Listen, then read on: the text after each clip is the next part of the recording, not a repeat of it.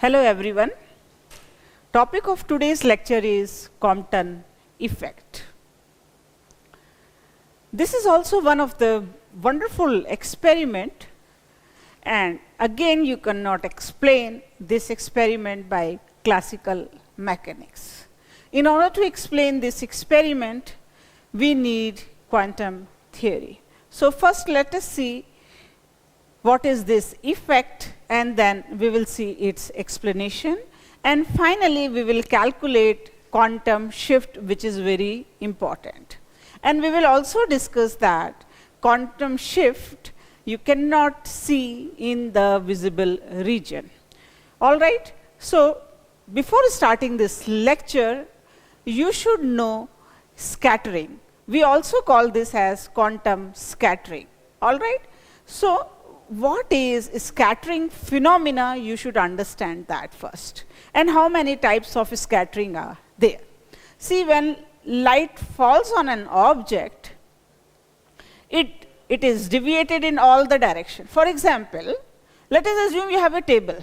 Okay, you are able to see the table, but table is not the source of the light. How you can see the table? Because when the light falls on it, light deviates or scatters in all the direction, and that is called as scattering phenomena. Even me, I am also not the source of the light, but you can see me because the light, when it falls on me, it scatters, it deviates in all the direction, and that phenomena is called as scattering. Now, scattering is of three types. Okay?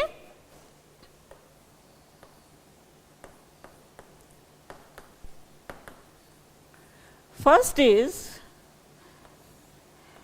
when light falls on it, it has certain wavelength. Okay, wavelength means the distance traveled by a body, by a wave, by the light, from one point to, you can say for 2 pi degree it moves, or from crust to crust or trough to trough. That distance traveled by the light is called as wavelength. All right, and that wavelength is represented by lambda.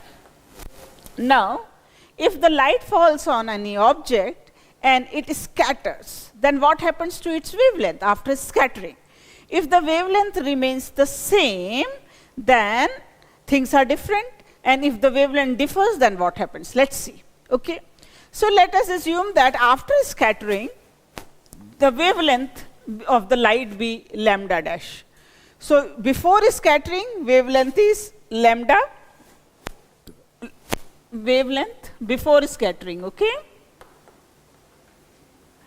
wavelength before scattering is lambda, and wavelength after scattering is equal to lambda dash. All right. Now, if the wavelength remains the same, that means there is no loss of energy, okay, then lambda is equal to lambda dash. At the time, this scattering is called as Thomson scattering.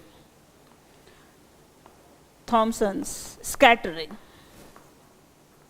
Again I am repeating, when the light falls on it and it gets scattered, if there is no change in wavelength, then that is called as Thomson scattering.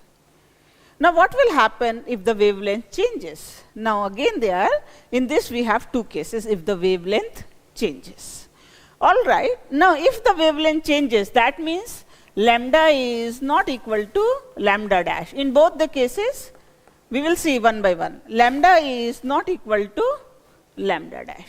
Now, if when the light falls on it and it scatters, the wavelength changes.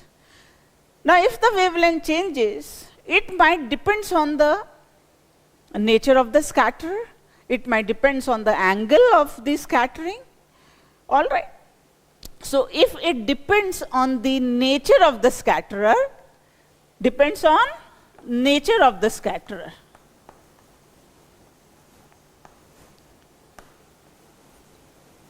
And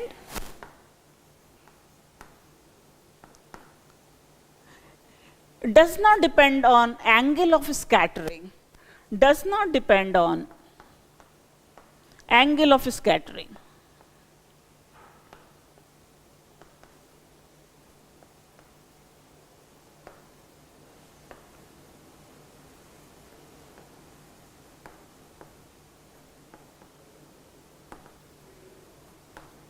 Then this is called as Raman scattering. All right, this is called as Raman scattering.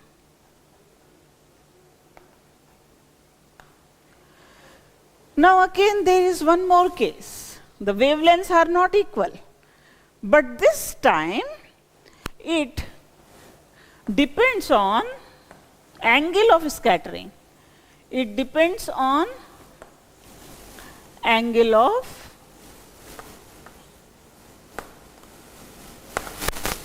scattering, and it is independent or does not depend on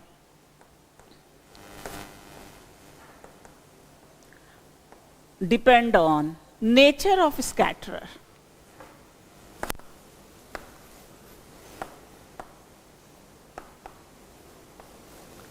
All right, then this is called as Compton scattering.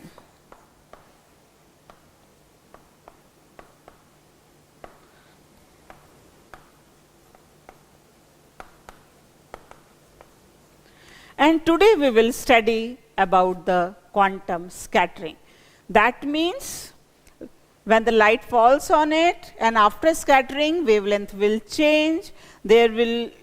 It is independent of the it will be independent of the nature of the scatterer and will depend only on the angle of scattering. Is that all right? So we will see this phenomena, quantum scattering, Compton effect or quantum shift today in detail. Let's see first what is quantum scattering. Now see this slide very well, okay? Now according to we will discuss on this. First you listen what is quantum scattering. When X-rays or gamma rays falls on material or on a target, what happens? The X-rays scattered with loss in energy. All right? Or there is a change in wavelength. Loss in energy means frequency decreases. Frequency decreases means wavelength increases. All right? So there is change in frequency of the scattered light or change in wavelength of the scattered light. And now that energy is utilized by the electron of that material. In 1923, Compton has done this experiment and they have used carbon. You can use any material. It is independent of the nature of the scatterer. Is that all right?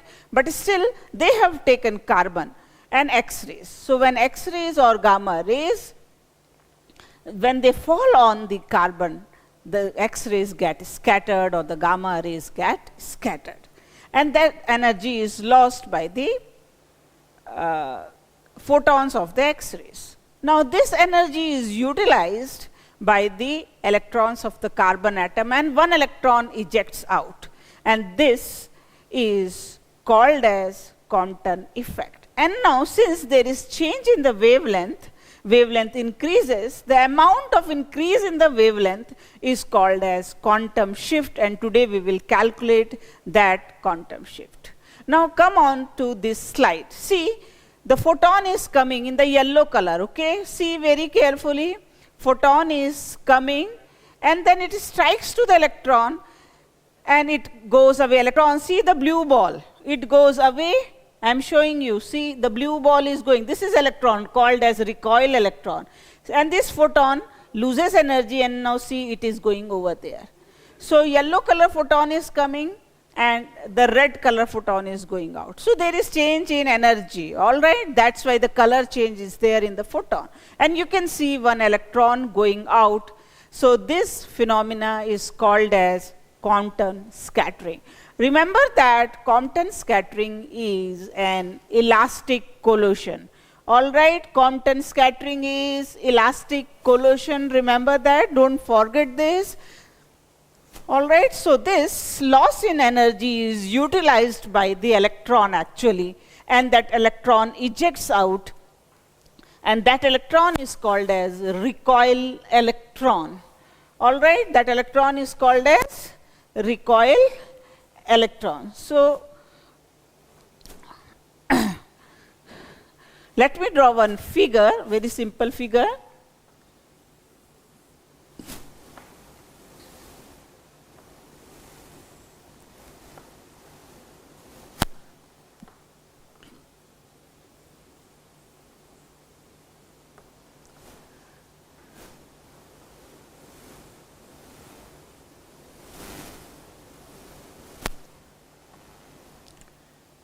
So let us assume here that a photon is coming.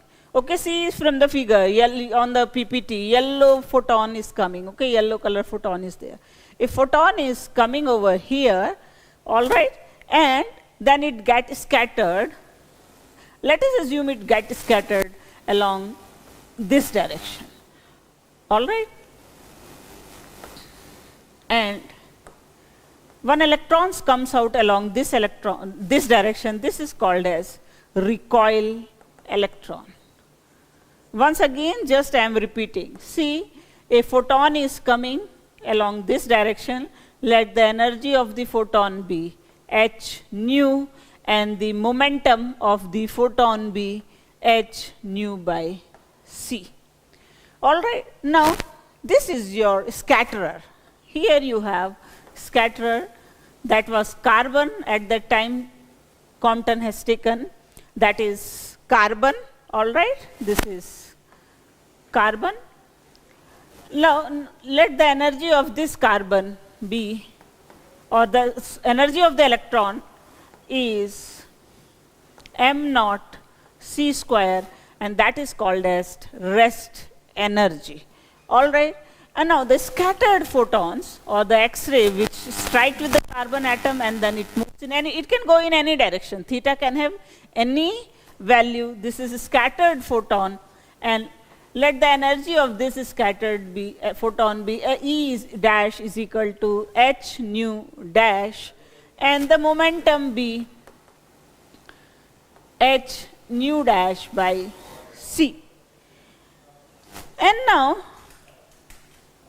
let the energy of the recoil electron is equal to Pe square plus m naught square c raised to 4. This is called, this is the energy of the electron coming out, and let the momentum of the electron be Pe.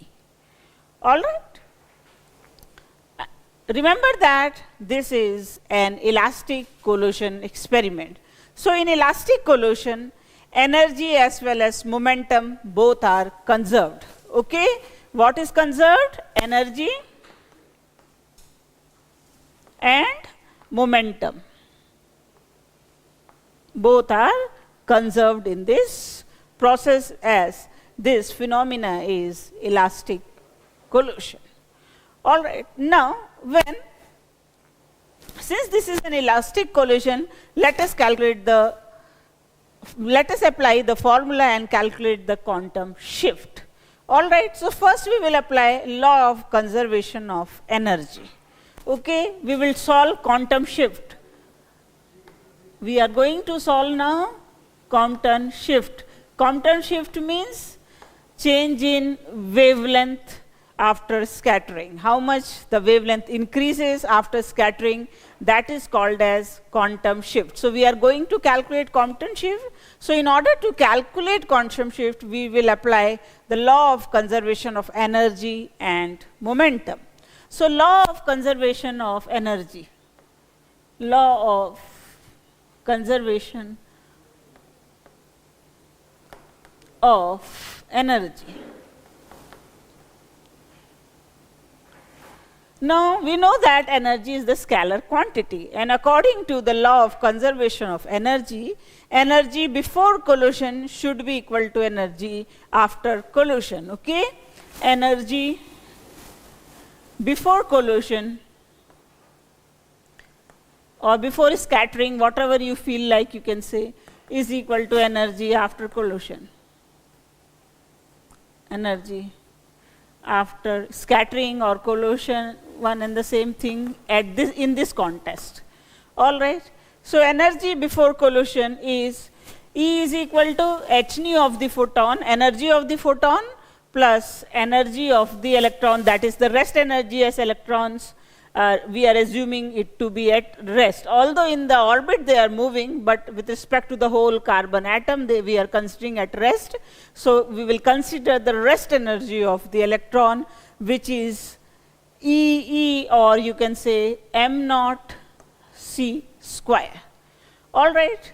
And energy after collision is h nu dash, that is of the scattered photon or X-rays, and energy of the electron is root of p square c square plus m naught square c raised to 4. All right. So just we will rearrange this, and I'm writing like this: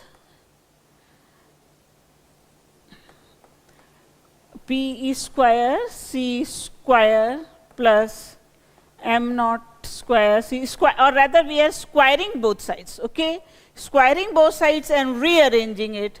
So h nu minus h nu dash plus m naught c square, and whole square of this, because we are squaring both sides.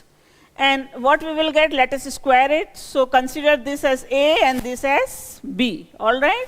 So a square plus b square plus 2ab. So a square is h square nu square plus h square nu dash square minus 2 h square nu dash plus m naught square c raised to 4 plus 2 m naught square c m naught c square bracket start h nu minus h nu dash bracket closed. All right. So what will happen from both sides? We have m naught square c raised to 4 that will cancel out, and we will get only term p e square c square is equal to h square nu square plus h square nu dash square minus 2 h square nu dash plus 2 m naught c square h nu minus h nu dash. Let this be equation 1. So we will be in need of this equation later on. All right. So this is all about law of conservation of energy. Now let's see law of conservation of momentum. Now again, if it is law of conservation of momentum, then momentum before collision should be equal to momentum after collision. All right.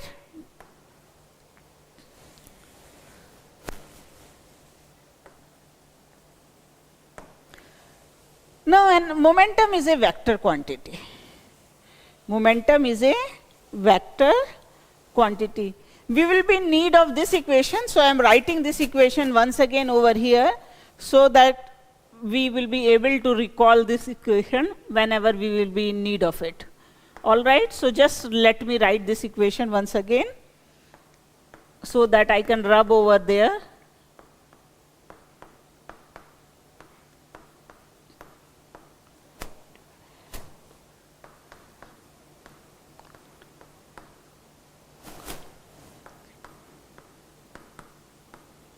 Yes, this is our equation 1. We will use this equation later on. Okay. Now, so momentum before collision is equal to momentum after collision. Now we know that this is a vector quantity, so it depends upon direction. So let's see, momentum along the x-axis, and then we will see momentum along the y-axis. So first we will see momentum along the x-axis.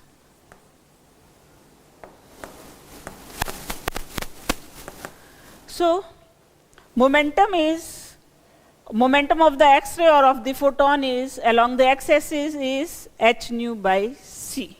Since electron is at rest or the carbon atoms are not moving, the target is at rest, it has zero momentum. So it is zero. Now after scattering, momentum is of the scattered photon is h nu dash by c. Now it is direction dependent, cos theta. Remember that this theta is called as angle of scattering. This theta is angle of scattering. And this phi is called as recoil angle. This phi is called as recoil angle. All right. Now, along the x-axis, as we know we have two components, sin theta and cos theta. So along the x-axis, we will get cos theta plus Pe cos phi. All right. Now, let's see along the momentum along the y-axis. Momentum along the y-axis. Now, since photon, incoming or incident photon or incident X-rays are moving along only along the x-axis. So the along y-axis it has no component. So momentum before collision along the y-axis is equal to 0 for both, for the electron and for the photon. And now here you have next component h nu dash by c. Now it will become sin theta for the scattered photon or scattered X-ray. Now what will come for this? This will come for Pe sin phi. Now the question is plus will come or minus? Answer is minus will come. Why? The reason is, see here, the sine component for theta x along this direction and for phi is x along this direction. Both are in the opposite direction. Therefore, we will use the minus sign. All right. So just I am rearranging this. This I am writing like this. Pe cos phi is equal to h nu by c minus h nu dash by c cos theta, just transposing it. And similarly, I am writing this Pe sin phi is equal to h nu dash by c sin theta. Let this equation be our second equation and this be third equation. Now let us square and add equation number 2 and 3. Okay? What we will do? We will square and add equation number 2 and 3. Now when we will square, we will get on the left hand side Pe square sin theta plus Pe square sin Pe cos square phi plus Pe square sin square phi. All right? Pe square, I am taking just common, cos square phi plus sin square phi is equal to h nu by c minus h nu dash by c cos theta square of it plus square of h nu dash by c sin theta. All right? Now just we will simplify this equation. Now we know that cos square phi plus sin square phi is equal to 1. So we will get only Pe square is equal to, now let us square this. So you will get h square nu square by c square plus h square nu dash square by c square cos square theta minus 2 h square nu dash by c square cos theta plus h square nu dash square upon c square sin square theta. Now again, this second term and fourth term, we can add them, and we know that cos square theta plus sin square theta is equal to 1. So only h square nu dash square upon c square will be left. So just rewriting the equation after solving this, minus 2 h square nu dash by c square cos theta. All right, this equation and this term will merge and will give you h square nu dash square by c square. Now, in the denominator we have c square in each term. So we can take here and we can write p square c square is equal to h square nu square plus h square nu dash square minus 2 h square nu dash cos theta. All right, let this be equation number 4. Now see carefully equation number 1 and equation number 4. LHS of both the sides are equal, so we can make RHS equal. All right, so I am writing both the terms here now.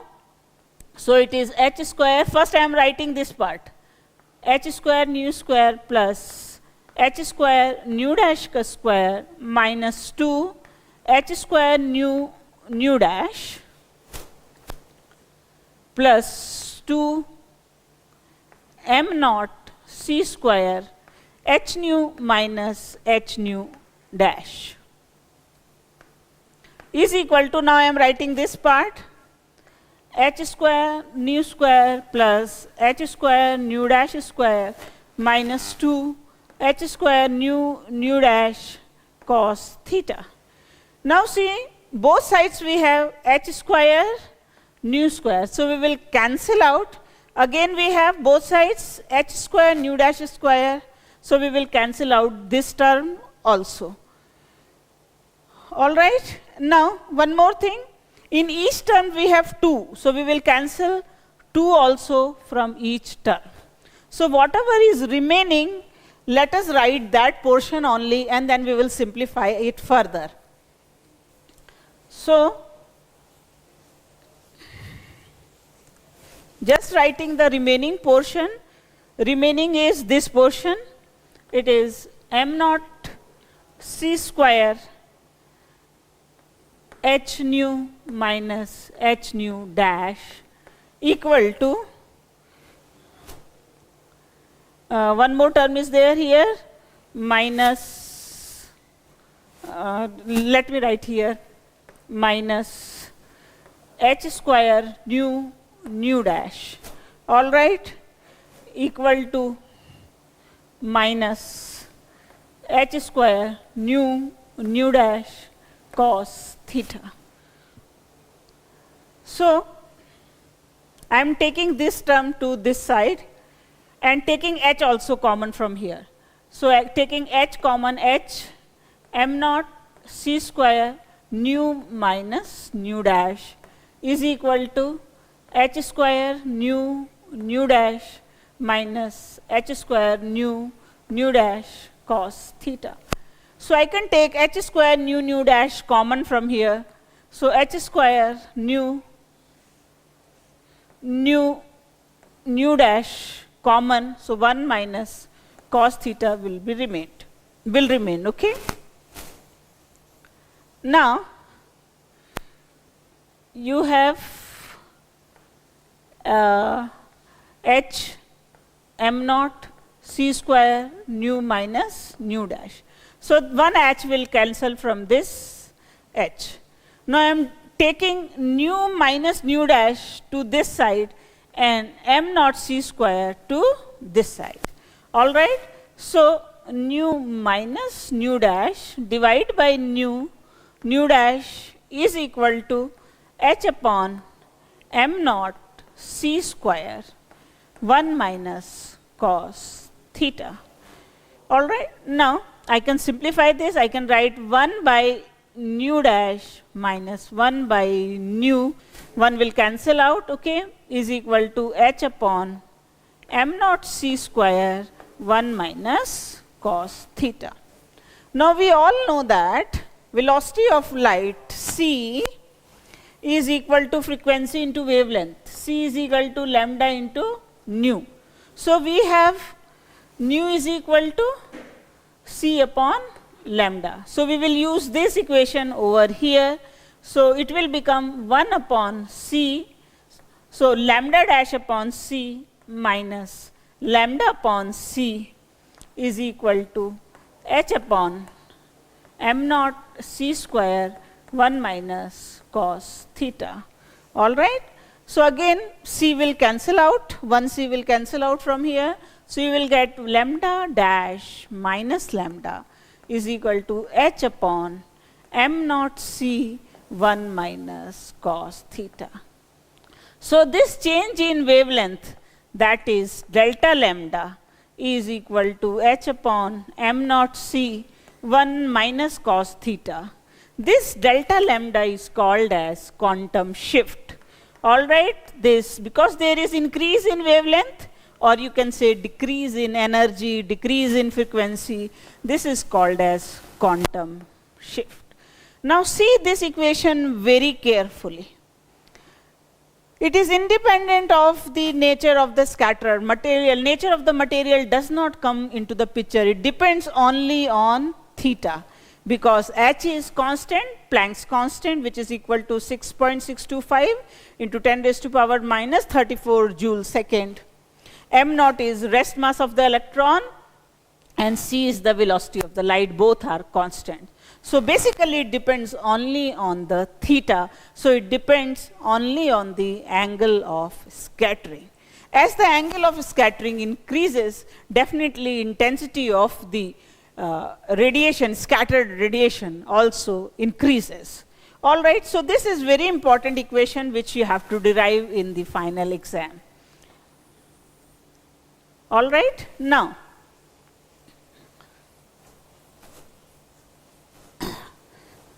just little bit analysis of quantum shift.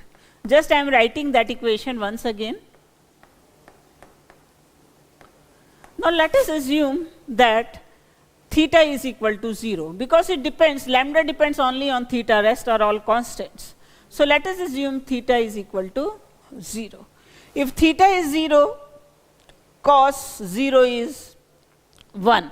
So 1 minus 1 is 0, so delta lambda will become equal to 0. That means no scattering will take place. The X-rays or the photons will go as it is, as if nothing is existing over there. All right, now let us assume now theta is equal to 90. All right, so delta lambda is equal to h upon m naught c. Now cos theta this time is, cos 90 is 0, so 1 minus 0, you will get h upon m naught c. So h is 6.625. 6.625 into 10 raised to power minus 34 joule second. M naught is 9.1 into 10 raised to power minus 31 kg, and C is 3 multiplied by 10 raised to 8 meter per second. And on solving, if you will solve, you will get answer 0.242 Armstrong. All right. Now if theta is equal to 180 degree, so delta lambda is equal to h upon m naught c. Now this time cos theta is minus 1. So minus of minus 1 is 2. So it will become 2h upon m naught c, which is equal to 0.484 Armstrong. All right. Now initially I told you this quantum effect is not visible in, is not observed in the visible region. And question is why? Answer is here. See, When you have X-rays or gamma rays, the wavelength of X-rays or gamma rays is from 1 to 100 Armstrong. All right, wavelength is between 1 to 100 Armstrong. Normally it is about 1 to 3 Armstrong.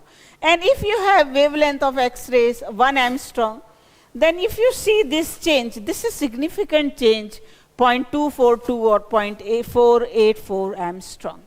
But when you come to the visible light, the range of visible light is lambda visible light is from 3500 approximately to 7500 approximately. All right, now see, if you have the wavelength, let us assume we take something of the middle range, 5000 Armstrong. Now, if you compare, the change in wavelength is only 0.242 for visible region. This is so small, so negligible that it is not at all observed in the visible region. All right, this is all about Compton scattering. Just I am summarizing it. When the X-rays, or you can say photon or the gamma rays, falls on the target, Compton in 1923, they took carbon as a scatter. You can take aluminum and all. When it falls on it, they get scattered. The scattered photon or the X-rays have longer wavelength, or you can say lesser energy. The photon loses energy, and that energy is utilized in ejecting an electron from the carbon atom, and that electrons are called as recoil electron. Okay, that's all.